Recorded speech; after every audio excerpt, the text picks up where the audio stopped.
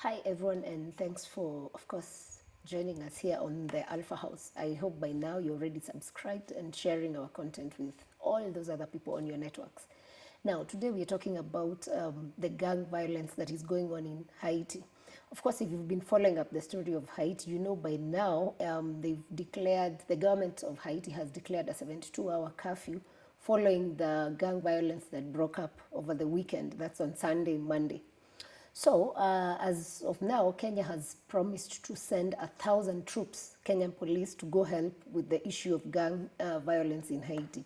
And this happened over the week. This was cemented over the weekend, or late last week, when President Ruto, who's the Kenyan president, met with the Prime Minister Ariel Henry, and they formalized the scheduled deployment of 1,000 police officers to Haiti by signing the agreement. It took place in Nairobi on Friday. With security ministers from both countries present. So, of course, if you've been following up, you saw our very own CS for internal security, that is Kithure Kindiki, in attendance, and the minister from Haiti was also present. So the president and the prime minister were standing behind as these two ministers signed the pact. So this is not the first time Kenya is contributing towards a peace mission for any other country. De nous donner un coup de main. And then we requested in October 2022 to the entire world to help us. Le président Ruto a été l'un des premiers à accepter de venir en Haïti et nous voulons lui dire merci. The President William Ruto has accepted to come to Haiti. Basically, we are sending Kenya police. So the president did, after the signing, the president shared the whole conversation. Let me just highlight what he said concerning the mission and how it's going to be done. So I won't read the whole statement, but we'll put it for you here. But part of it says, today, March 1st, 2024, I'm pleased to inform that the Prime Minister Ariel Henry and I have witnessed the signing of this instrument. We have also discussed the next steps to enable the fast tracking of the deployment. I take this opportunity to reiterate Kenya's commitment to contribute to the success of this multinational mission. We believe this is a historic duty because peace in Haiti is good for the world as a whole, which we all agree. Any country needs to be at peace for everyone to be okay. And that we agree with him in totality. Now, the other thing that we need to know is that this project started sometimes last year when Kenya committed from the UN security that we were going to send our forces to help, deal with the gangs. Because Haiti has been under has dealt with gangs for quite a long time. And for the last 7 years, they've not even held elections. However, most Kenyans are opposed to this deployment, arguing that security challenges need first to be tackled at home. Meaning we still have our own issues going on here where we need the police. And maybe a few Kenyans or most, I don't know how we would measure that, feel that we're sending our policemen out there while we need them in here to deal with our internal issues. We have Baringo attacks, the cattle rustling that goes on there, and we've been asking for more cops to be sent there. But that maybe not, the number has not been, they've been sent there, but maybe the numbers are not enough to deal with the issues locally.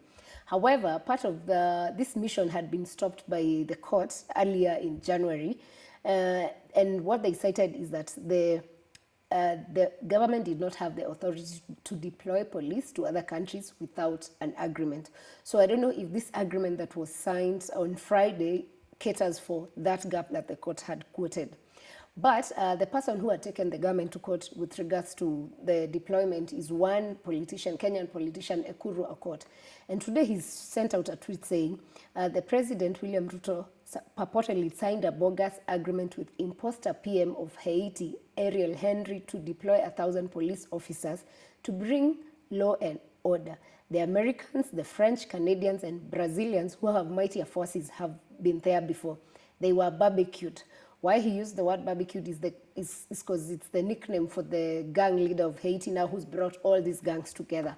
So what magic is Kenya going to do in Haiti when we cannot deal with cattle thieves in northern Kenya? I don't know, that's his opinion.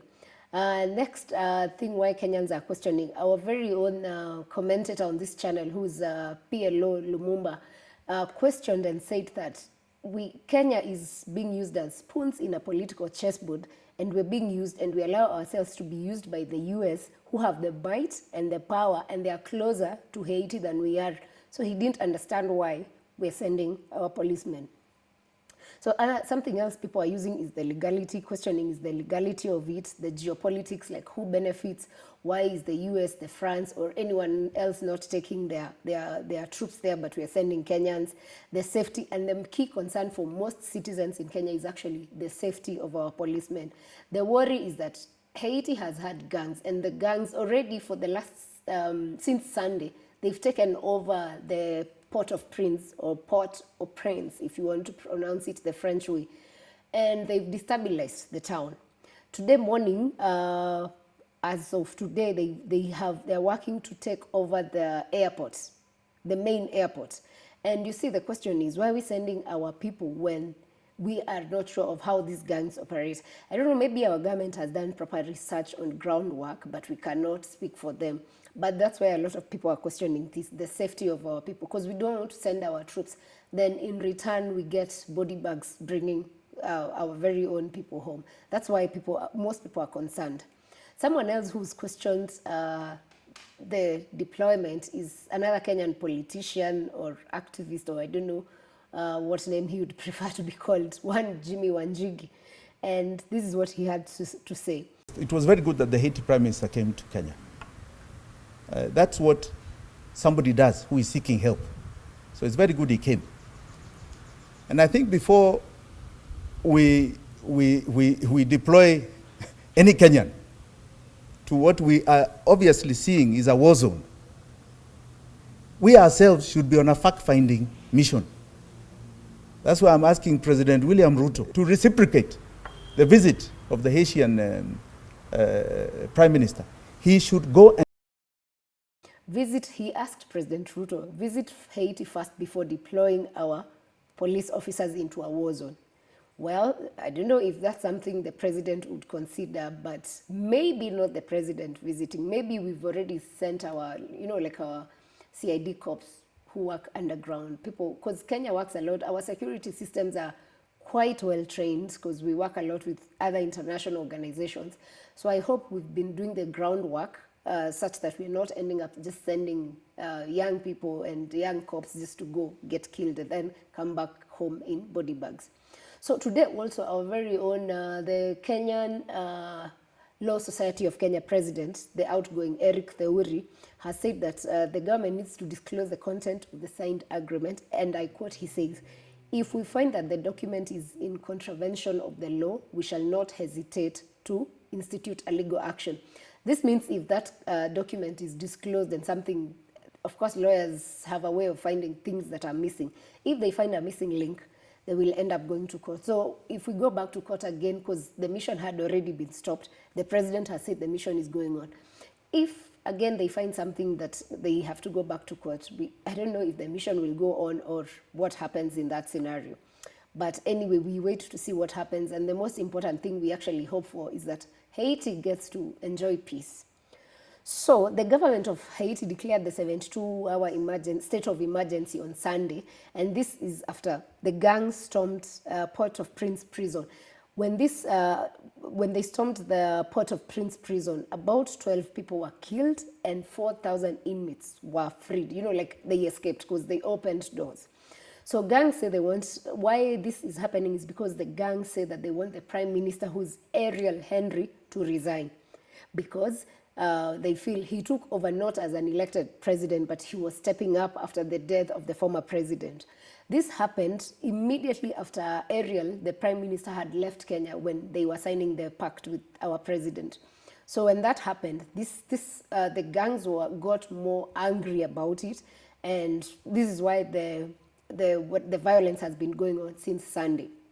They say that they aim at making the Prime Minister to resign, and as of now, the gang actually controls 80% of Port-au-Prince, which is really hard for the people of Haiti. The latest, why this upsurge is happening is because of the agreement that Nairobi again promised to send our troops. So the gang leader, whose full name is Jimmy Sheluziel, but the nickname is, let's go with the nickname, which is Barbecue, has declared a coordinated attack move. So he brought all these gangs together, and that's why the attacks happened. So something else that we need to note is that Haiti was one of actually the first black nation to gain independence, and this was in 1804. I mean, Kenya was not anywhere close to our independence, but they gained independence in 1804. And since then, they've really enjoyed very little peace in all these years, which again is a very sad state. Well, Haiti has had the violence, again, in 2021 is when it escalated again because of the death of the President Moise's assassination. So after he was assassinated, he hasn't been, they've not had like proper elections. That's for about now, since 2016, that's in 7 years. So again, that's why gangs became stronger, because when you have no proper government, then it becomes easy for, gangs to rise up. And it's a thing of, if your gang can control a bigger space and grow more, then it becomes easier for them to run that. So now the current Prime Minister, who is Ariel Henry, was to stand down, like to step down by 7th Feb, because they were supposed to have an election, but he didn't. So instead, he just kept pushing forward the elections. And as for the recent announcement, he says that next elections will be held by August 2025. That means 1 year and several months from now is when they're working to have elections, since they have not had elections yet. So with that, then we understand why all this gang violence is happening. So the Prime Minister left the country, that is Kenya, on, I'm not sure of the day, but he was here on Friday when the signing happened. So after he left Kenya, they have not confirmed whether he arrived in Haiti or he's in some other state. But Kenya says he left the country. That we can confirm, that our country says he left the country. Where he is as of now, it's not confirmed. So in January, now back to the Haiti story.